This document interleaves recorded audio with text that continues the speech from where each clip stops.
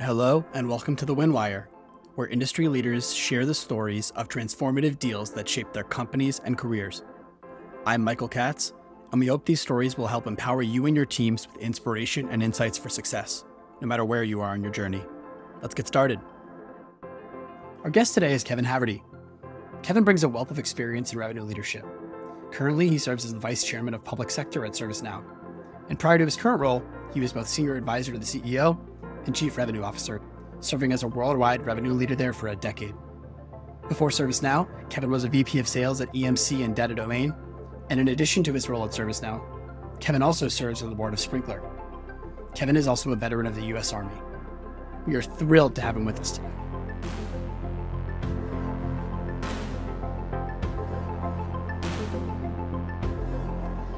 Kevin, welcome to the podcast. Thank you for having me. It's great to be here. Excited to talk today about the deal that really put you on the map. Now, before we get into the details, I want to set the scene here. You've now seen ServiceNow through several eras, starting there, I think, in late 2011. The deal you chose is in 2012, which I think is the same year that ServiceNow went public. Give me some context about ServiceNow as a company at the time and your role there. I know you'd spent time working under Frank Slootman at Data Domain before joining. Can you provide some background about how you found yourself there? What's happening in your career at the time? What's going on in the company? Yeah. So when I started at ServiceNow in December of 2011, the company was just crossed over the $100 million in revenue barrier, which is a huge accomplishment, as you know. There were about 750 employees, and the company was going through a pivot.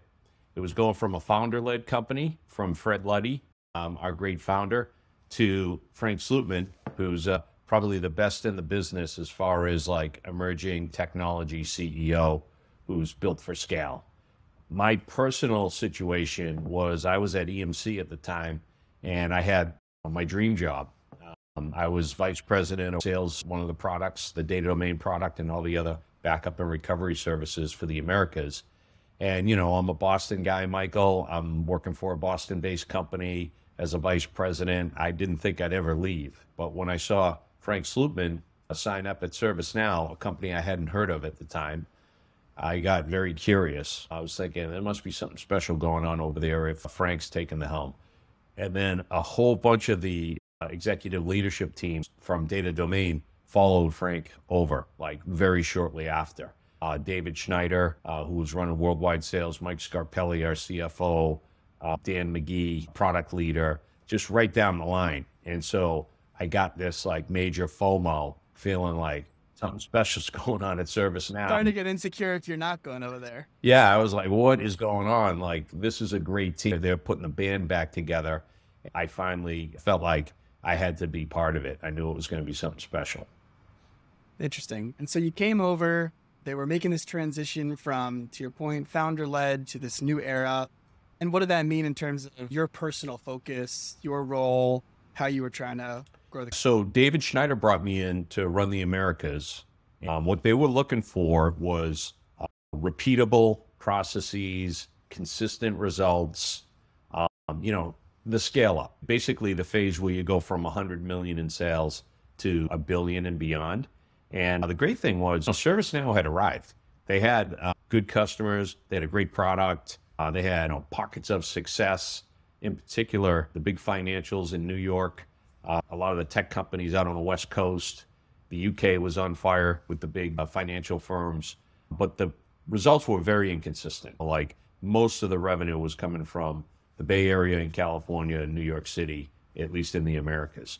And so my job was to take the great things that ServiceNow had started to build out and then kind of try to get it to scale across in a balanced way across industries, across major cities, and get the kind of results that you need when you're going to be a public company where everybody's watching your revenues and your results every 90 days. Yeah, and wanting to see that you can sell to any industry as ServiceNow does today. You know, once you cross into the IPO, publicly traded world, they're looking for consistent results. They're looking for accuracy, the traditional raise and beat the number every single quarter, quarter in, quarter out, which we became known for.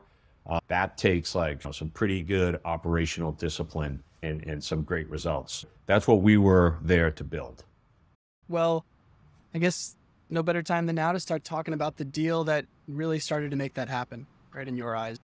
I think it would be great to get a little bit of background into who it was with, what the stakes were, and then, feel free to jump into all the key moments along the way that made it so memorable. Yeah. I love this question, by the way, because you ask a sales guy to talk about a key win in their career, and we could be talking for hours. I immediately started racking my brain, and I came up with about 6 different deals over the course of my career that I hold near and dear to me, that are memorable, that were maybe my glory days. But the reason I picked this one is because for me personally, I felt the pressure. And so here's the setup.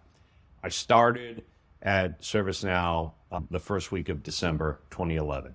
My first 30 days, I was really just trying to figure out who was who, get onboarded. I wasn't really carrying the number per se. I was more like shadowing Schneider and learning how the pricing worked and the cadence of the company. But January 1st, it cut over and I owned the Americas number. And so in enterprise software sales, Q1, seasonality-wise, is always a challenging quarter. And we had our sights on IPO. And so the company had a really nice run up to 100 million, but we weren't there to stay at 100 million. Like, we were going for high growth and that predictability we were talking about. And so in March of Q1, we were off to a slower start than we wanted. January and February were a little sleepy. And the number that we had called for the Americas was looking like it was elusive. And it was starting to feel like, oh man, there's 4 weeks to go and we're less than 30% of the way home. And if these deals, I didn't have a track record with the team, so I didn't really know forecast accuracy, who could I count on, who could walk their talk, and who had happy years. Like, all those things were unknowns. And so halfway through March, it was getting a little scary. And I remember very distinctly one trip I made the 3rd week of March. I flew out to Minnesota to spend some time with the team there. And when I landed in Minnesota, I had a voicemail from Frank Slutman and Mike Scarpelli, and they wanted to know why I had just dropped my commit, a couple $1 million with 2 weeks to go in the quarter. And my immediate thought was, man, I should have stayed at EMC. I mean, I had a team there, I had predictability, I had a mature product. Wow, now here I am, and there's all this risk and unknown and new early company challenges. I was like dying. And so I called them back, we talked it through. I felt like we got to find a way to deliver this quarter. So that leads me to the deal that I want to talk about with you. Yeah, that's great. And I think probably a lot of people can put themselves in your shoes in terms of no track record. I don't care if you're a rep, you're a leader, whatever it might be, that first quarter, second quarter, whatever it is, you lose all your reputation, and actually you almost have more to lose sometimes by missing their thing. You're losing your luster, essentially. I felt like I had to prove myself. I've read a lot since about imposter syndrome, but like imposter syndrome was like beating the hell out of me at that point. And I was like, oh my God, like I got to find a way to make this work so I had to build my ServiceNow reputation. Everything else didn't matter at that point. So that was the internal pressure that I was feeling. And there was also a fair amount of external pressure too that was pressing on. So sometimes sure brings out the best in you, and it's your time on the big stage, and you got to deliver. So anyway, the deal that I love to talk about with that setup is a large pharmaceutical company in New Jersey, and it wasn't even forecasted for the quarter. It was a Q2 deal, wasn't on the radar. The team had done a fantastic job of positioning the company, getting this company to really want to have ServiceNow, and making sure that we were in position, we had the quote-unquote technical win. They wanted to do business with us, but we had to come to terms, and that's not so easy. And so the team reached out to me and said, we got this long shot, we could potentially pull this deal in. And at the time, this thing was forecasted at about $750,000, which was a big deal at the time for ServiceNow, annual net new ACV. And they weren't doing business with us at all, so it would have been a new logo. And I was like, okay, how can I help? And they said, they're saying that if we can cut the right deal, they're willing to do a deal with us in Q1, and we want to make a run at it. which is the next 2 weeks. At right? this point, we're into Basically. the last week. This is like Monday of the last week, and we got 5 days left in the quarter. And so we talked about it, and we said, okay, let's do it. I'm coming down. I live in Boston. I went down to Jersey. I came down on a Tuesday night, went to dinner, and we showed up first thing bright and early Wednesday morning. And this was a cool one. And I got to tip my cap to David Schneider, because he fed me this idea. He said, you should start the meeting by saying that if they're not ready to do a deal, you're going to leave. And so it was kind of a bold way to start a meeting, but that's what I did. I said, hey, listen, I run the Americas. I could be anywhere right now. We have 72 hours to go in the quarter, and I'm here. And I'm here because you guys said you're ready to do a deal. So if that's not the case, that's fine. Your timing's our timing. We'll pick this back up in April. But if you're sincere about wanting to get something done here, then I'm here to make it happen. And so they responded in the affirmatives. I felt like that was a great way to set the stage. Like, we're not here fooling around. If you guys are ready to go, we're ready to go. But if you're not, goodbye. And so that was a good qualifying question to start the conversation. Yeah, well, it's definitely one that I think most people would probably not have the moxie to necessarily do in that first statement. Yeah, in sales, there's a fine line between being arrogant and being confident. And people love confidence and they hate arrogance. And so kind of positioned it in a way where, hey, I'm a professional and this is what I'm here to do. And that's why the part about your timing's your timing, our timing, right? So like if we want to talk about this in April, that's fine. So I didn't want to be like the jerky boy with the hard close, but also wanted to make sure that they understood we were not going to spend any time on this if it wasn't possible. So played out great. Yeah, and you're not saying you're never willing to do it or you're just going to walk out forever.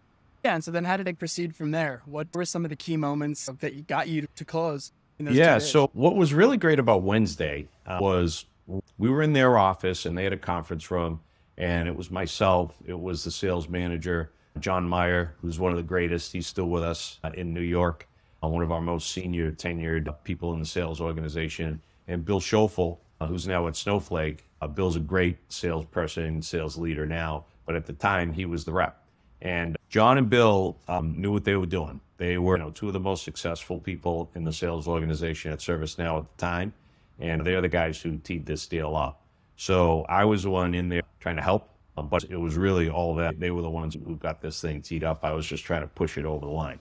So it was the 3 of us, and then it was senior people from the IT organization at this pharma company, and then some of their resources like a lawyer and a contracts person. So we were, there were probably about 8 to 10 of us sitting around this table. And then they gave us our own little breakout room right down the hall, and then they had their breakout room. And so throughout the course of the day, we had these kind of timeouts, and then we went and huddled in our little breakout room. We strategized. We called back to corporate in Santa Clara or San Diego in those days for us. And we had the company at the ready to try to hammer out this deal. And then when things would come up, we were just marching through the different items. We would just call in to corporate, get the senior people on the line, and hammer out the decisions in real time. So this was probably like a process that under normal circumstances takes about 6 weeks, and we compressed it into a day. And so that was pretty cool. It was a long day, by the way. We went late into the night. We probably walked out of their office at 10 p.m. So lots of breaks. We actually built a really great rapport with the customer over the course of the day because we were, even though we were coming at it from different sides, we were both trying to get the same thing. They needed our stuff. They wanted to get a deal that worked for them, and we needed the deal, and we wanted to make sure that there was the win-win that you hear about. It was all about that. Well, it's fun. The fact that you've had these breakout rooms, it's almost like there's a mutual respect and understanding that this is truly a negotiation where there are 2 sides that are acknowledging, hey, we got to go huddle and come back. We got to go huddle. And there was a part of me that wanted to sweep our breakout room and make sure it wasn't bugged or anything, but I knew they wouldn't go there. These were good, reputable people. But a little bit about the deal, which kind of made it cool. I told you it was like a $750,000 deal. They were asking for a lot. They were leveraging their brand. They wanted very good terms and all these things. And so we were thinking like, all right, well, look, this is a big company. They spend a lot of money. They're asking for a lot. So let's focus on how do we make it bigger for them and for us and make it better for both. So we came back and we were like, you know what? We're talking about 750,000. You're looking for a lot of gives. Why don't we do something a little bigger? Like they were thinking about starting in this phase and then expanding as they went. So we said, let's bring some of that expansion forward a little. And we got the initial deal up to 1.2 million, but it included a lot more. Now, there was no worry that this company would or couldn't consume that much. They had an appetite for even more. But ServiceNow wasn't the obvious choice in March of 2012, so it was still perceived to be a little risky. We didn't have a lot of $1 million deals. In fact, getting a new logo for over $1 million was unheard of in those days. It was usually start small and expand, prove yourself as you go and grow and grow and grow. So we certainly had a fair amount of customers spending more than $1 million, but very rare to land a new logo at that amount. And so the angle we took, Michael, because their biggest concern was, what if this project fails? Like, what if we don't get into production? Then we're going to be obligated to spend this money, and that's a no-go with us. And so we came up with this creative angle where we said, okay, you need this to get into production. We need it at 1.2 million. Here's what we'll do. We agreed on a reasonable amount of time to get into production, whatever it was, 6 months, 9 months. And we said, if you're not in production by that date, we're going to move the price point down from 1.2 million to 800,000. And so we'll be in kind of a quote unquote penalty phase. And then we're going to work like heck to get out of that penalty phase because we'll want the revenue to go back up. And you're going to be the beneficiary of that. And honestly, we're going to make sure we never get into that situation because it's going to cost us money. And so we put our money where our mouth was, and we signed up for walking away from a fair amount of revenue if we didn't deliver, because we knew we had the right technology, we knew we could deliver, and we knew it was going to work. So that's how we structured it. We raised it up to that 1.2 million. We locked it in for a certain amount of time, and then we signed up to say, hey, it's going to come down if we're not walking our talk, which was a little bit of risk that we were willing to take, and they were too. So that was the breakthrough moment where they were thinking like, okay, ServiceNow means business. We like this structure. Let's go. And so coming to terms on the business part of it, I believe took us from 8 a.m. till about noon. And we took our little lunch break, and then it was like rolling up the sleeves and hammering through the MSA, the Master Service Agreement, with all the T's and C's and everything that goes with it. So that's the part that felt like 6 weeks worth of work compressed into 6 hours. I'm sure the legal team, the weight of that one, even more than you could. Yeah. I think we all know there's these specific things you remember as part of any deal. It's something that went horribly wrong, some coincidence, some funny moment. I know this was so compressed, but are there any other interesting or memorable conversations on your side internally in those huddles or with the customer? Yeah. I remember a funny and embarrassing part of the deal. And then the final ending of it was kind of funny too, I thought. So remember I told you we were having these huddles in our breakout rooms, and then we were having the group meetings with the larger team. And at one point we were on with somebody back at corporate who thought we were in like the little private huddle, didn't realize we were actually sitting at the big table with the customer, and started talking about some internal laundry that you wouldn't want to air in front of a customer. And we had to go like, oh, time out. Sorry, we're here with the customer, so-and-so and so-and-so and so-and-so. It was really embarrassing for everybody, but it was like, it had to be said because it was like somebody who was like talking about some problem that we had somewhere else that was really not the type of thing that you would be discussing in a meeting with a customer. So we recovered from that. That stuff happens sometimes. It's probably our fault for not being clearer in the beginning of it, introducing everybody, a lesson learned. But then the other funny thing was, I told you, we walked out of there at 10 p.m. and I was staying in Manhattan. So by the time you get into Manhattan, it was probably 11:30 at night. And we were done. It wasn't inked yet, but like we had come to terms on everything. And then we had Thursday and Friday to clean up the paperwork, get all the signatures and the approval. So anyway, I got back to the hotel. It was too late to go out with the team. Everybody was going home. I went up to my hotel room and I figured to celebrate, I'd open up the mini bar and have a beer. And I cracked open the beer. I took a sip. I laid down, and the next thing I know, I woke up. It was the next morning at 6:30, and my 12-ounce beer was sitting on the nightstand with 11 ounces still in it. And I was like, oh, a heck of a celebration we had there. Yeah, that is so funny. And yeah, regarding the mistake you made of talking about internal laundry, I think it's so funny you realize through these things that everyone is human on both sides. So it almost actually humanizes you a little bit more to be like, oh yeah, I've done that before. Yeah, that was part of the rapport that we built. At certain phases, we were all a little punch drunk. And then there were times we had to like really snap out of it and focus and go. But I remember saying at the time, this is one I won't soon forget. And here I am 11 years later talking about it. So I guess I didn't forget. And it was great. But what it did for the company, number one, was it got us to the number that I had just backed off of the week before. So I regret ever backing off the number. I should have kept my commit where it was. That's the lesson there. Have some confidence. And we delivered the number that we were looking for. And the consequences of it were our CFO was waiting for a good Q1 and the confidence to be able to hit the button in April to submit the paperwork for the S1 filing, which he did. And then we had our IPO in June of 2012. And it was a successful IPO, and it's been up and to the right ever since.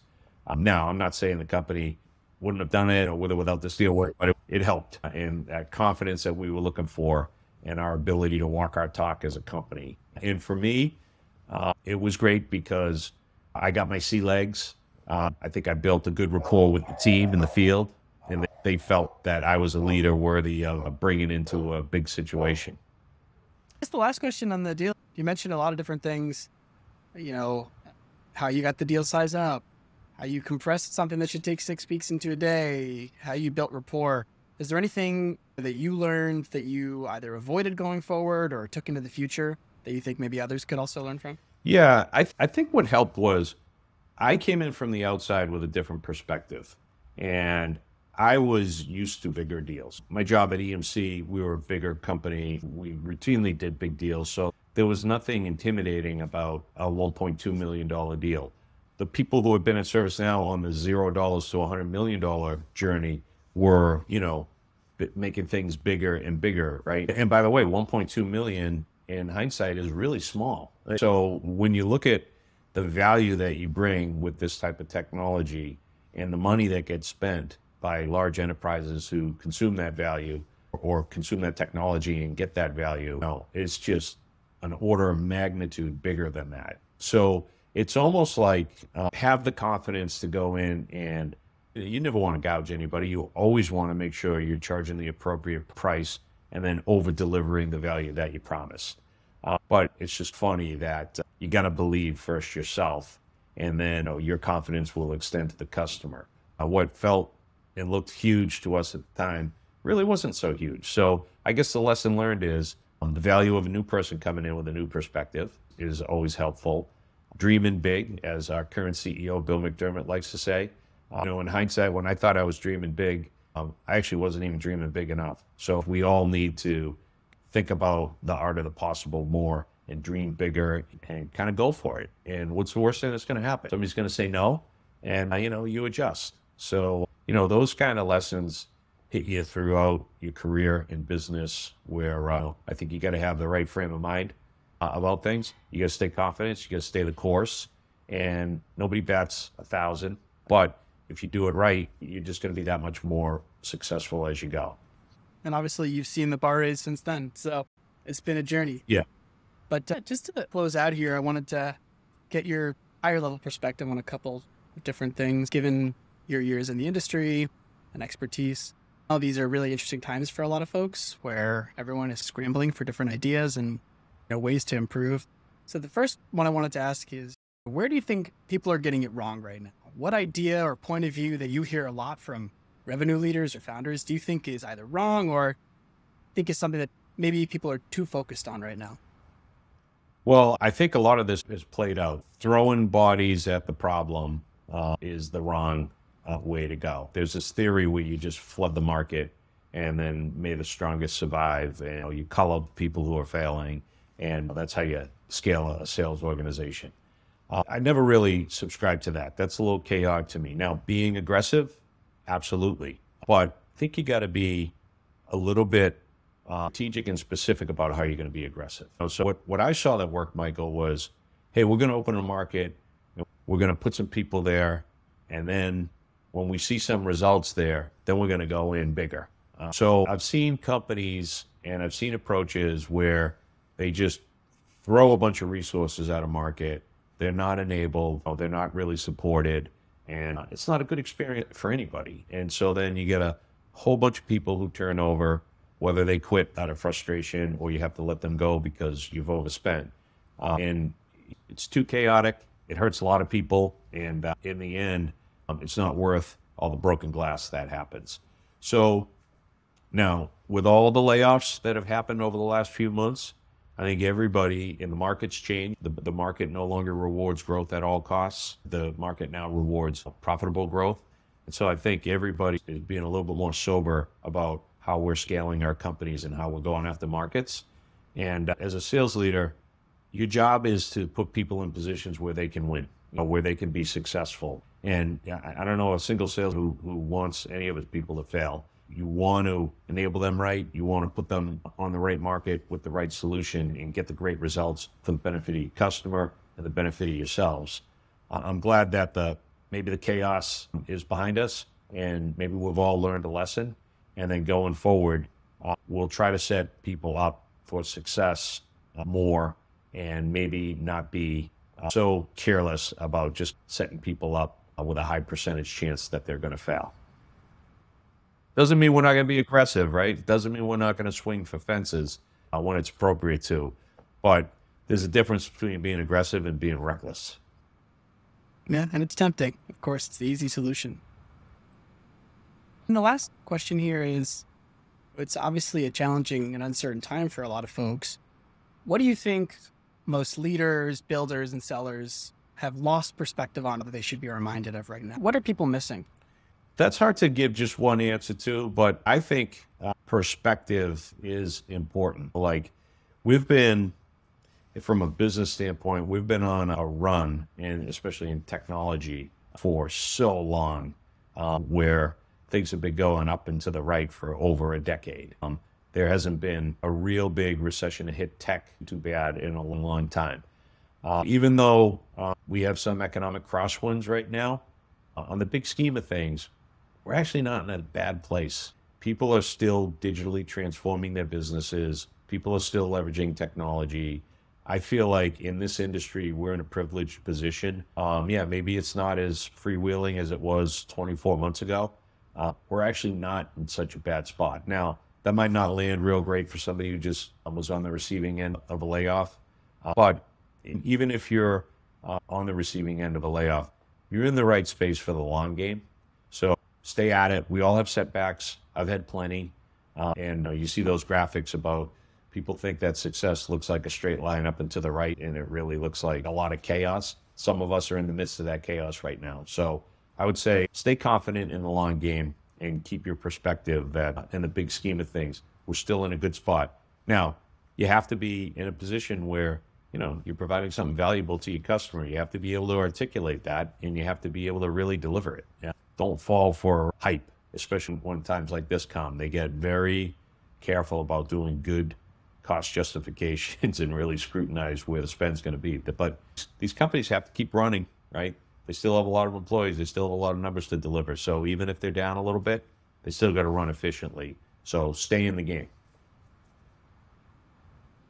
Well, thank you so much, Kevin. Thank you, Michael. Thanks for joining us on this episode of The Winwire. We hope you enjoyed the journey with Kevin Haverty and can't wait to keep the stories coming. If you liked today's episode, I'd appreciate if you could rate us and leave us a review on your favorite podcast platform. It helps others discover the show and join our growing community. We'd also love to connect with you. My contact info is in the show notes, including our show email, winwirepodcast@gmail.com. We'd love to get your feedback and find out more about who your dream guests are. You can see all episodes at our website, thewinwire.com, and in your favorite podcast player. And don't forget to subscribe so you never miss an episode. Until next time, I'm Michael Katz, and this is the Winwire.